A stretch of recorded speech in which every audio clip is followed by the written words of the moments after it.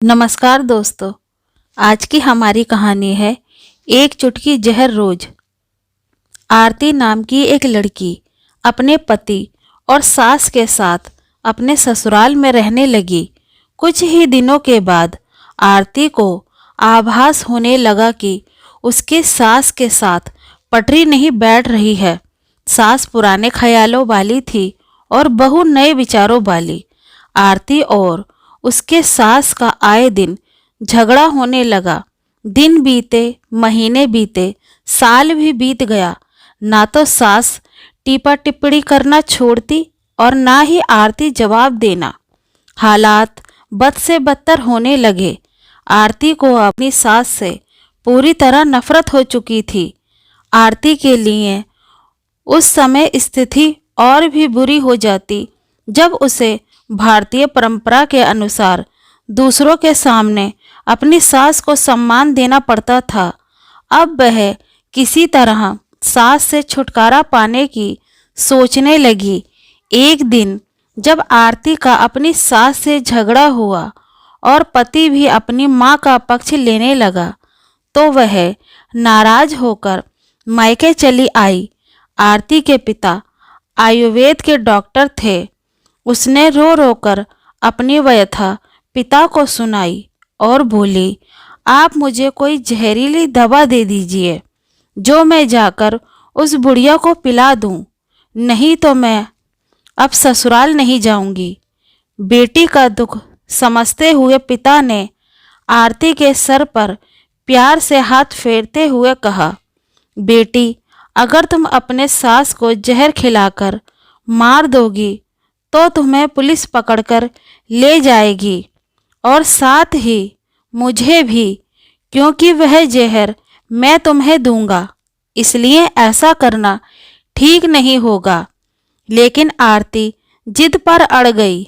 आपको मुझे जहर देना ही होगा। अब मैं किसी भी कीमत पर उसका मुंह देखना नहीं चाहती।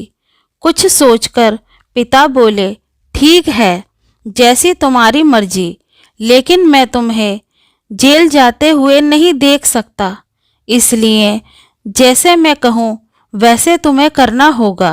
मंजूर हो तो बोलो। आरती ने पूछा, क्या करना होगा? पिता ने एक पुड़िया में जहर का पाउडर बांधकर आरती के हाथ में देते हुए कहा, तुम्हें इस पुड़िया में से सिर्फ एक चुटकी जहर रोज अपनी सास के भोजन में मिलाना है।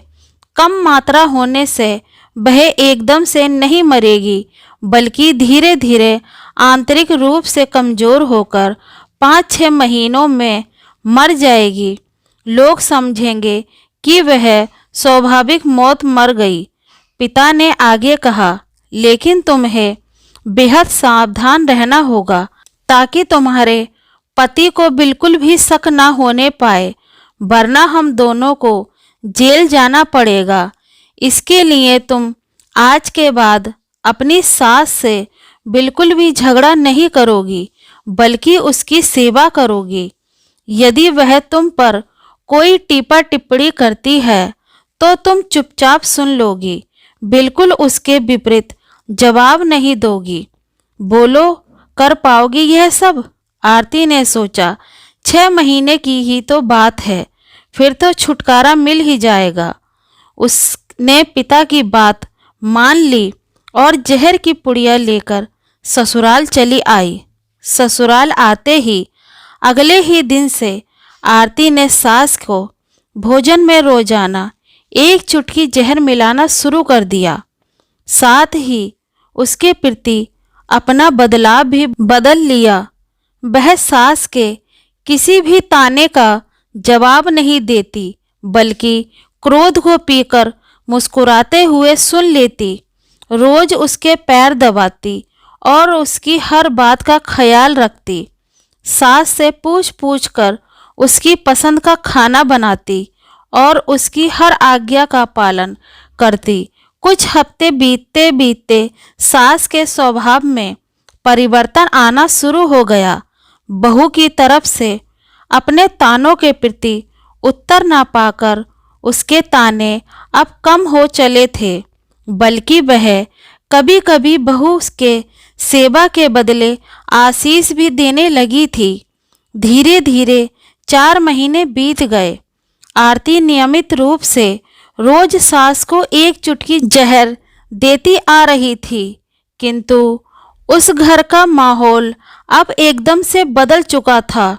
सास बहू का झगड़ा पुरानी बात हो चुकी थी।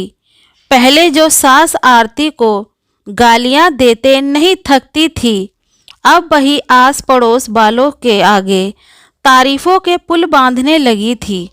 बहू को साथ बिठाकर खाना खिलाती और सोने से पहले जब तक बहू से 4 प्यार भरी बातें ना कर ले, उसे नींद ही नहीं आती थी। 6ठा महीना आते आते आरती को लगने लगा कि उसकी सास उसे बिल्कुल अपनी बेटी की तरह मानने लगी है। उसे भी अपनी सास में माँ की छवि नजर आने लगी थी। जब वह सोचती कि उसके दिए जहर से उसकी सास कुछ ही दिनों में मर जाएगी, तो वह परेशान हो जाती थी। इसी रूहापोह में वह अपने पिता के घर दोबारा जा पहुंची और बोली, पिताजी, मुझे उस जहर की असर को ख़त्म करने की दवा दीजिए, क्योंकि अब मैं अपनी सास को मारना नहीं चाहती। वह बहुत अच्छी हैं और अब मैं उन्हें अपनी माँ की तरह चाहने लगी हूँ। पिता ठठाकर हंस पड़े और बोले, जहर? कैसा जहर? मैंने तो तुम्हें जहर के नाम पर हाजमे का चूर्ण दिया था। हा हा हा। तो आज की हमारी कहानी कैसी लगी दोस्तों, कमेंट में बताएं। कहानी पसंद आए तो लाइक, शेयर एंड हमारे चैनल को सब्सक्राइब करें। कहानी पढ़ने के लिए धन्यवाद।